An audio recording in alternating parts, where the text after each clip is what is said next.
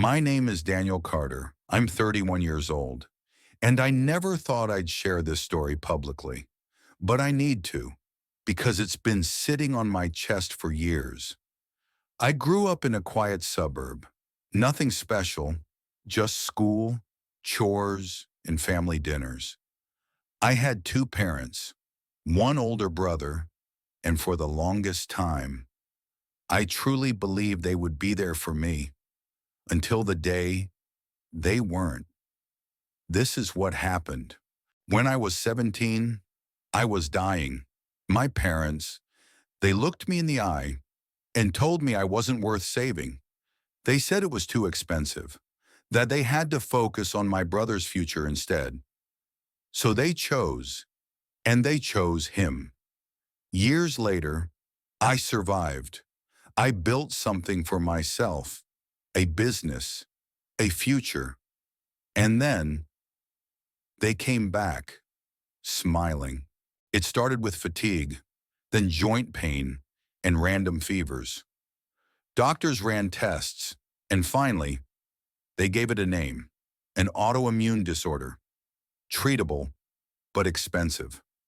I remember sitting in that tiny exam room, listening to the doctor explain it all, his voice calm, even hopeful. But when I looked at my parents, they didn't ask a single question. They didn't cry. They just sat there, silent, until finally my dad said, "We can't afford that kind of treatment." And my mom added, "We need to save for your brother's college." That's when I realized they had already decided. After that day, they barely spoke to me.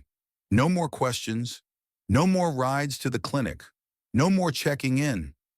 Eventually, they just stopped coming altogether. I spent weeks in the hospital alone. Nurses came and went. My roommate changed 3 times. The only constant was the quiet. On my 18th birthday, I sat in bed staring at the door, waiting, but they never came. No card, no call. I told myself they were busy.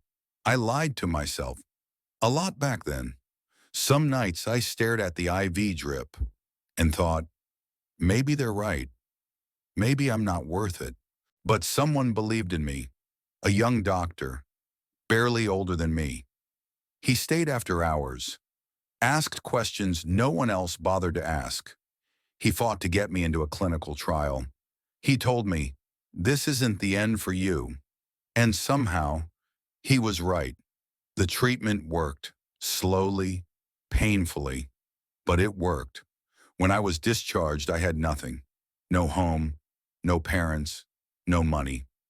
I found a shared basement apartment. It smelled like mold and regret.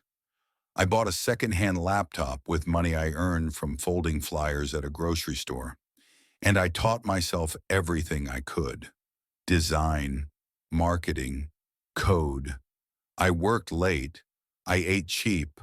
I slept little. But I was alive. Over time, things started to change. I got better at design, then better at finding clients, then better at knowing my worth. By the time I was 23, I had a steady income. By 25, my own agency. By 28, an office downtown, employees, clients across the country. And then one Monday morning, my assistant buzzed me on the intercom. "Someone's here to see you," she said. "They say they're your parents." For a second, I thought she was joking. I hadn't heard their voices in over 10 years. But I walked to the lobby anyway. And there they were. My mother, smiling like this was a reunion. My father, standing tall like he hadn't erased me. It felt like time didn't just stop. It twisted. They acted like nothing had happened. My mother opened her arms. She said, "We've missed you," like it had only been a few weeks. My father said, "You've done well for yourself. We're proud." And then they asked me for something. Not forgiveness, not a second chance. They asked if I could help send my brother to college. I just stared at them, and I asked one question: "Do you remember what you told me when I needed help?" They went quiet. My dad said, "That was a long time ago."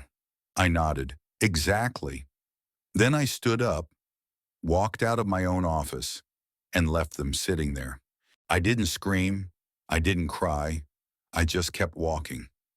No part of me wanted revenge. No part of me needed it, because I had something better: peace. And peace meant not letting them back in. Sometimes, revenge isn't about hurting someone back. Sometimes, it's just about healing yourself without them. I didn't need them to suffer. I just needed them to understand. I was never coming back. If you've ever felt abandoned by the people who were supposed to love you, you're not alone. Some of us were forced to build ourselves from nothing, and we did it, not for revenge, not for recognition, but because we had no other choice. If this story hit home for you, leave a comment below. Tell your story. Let someone out there know they're not alone. And if you want more stories like this one, subscribe. We're just getting started.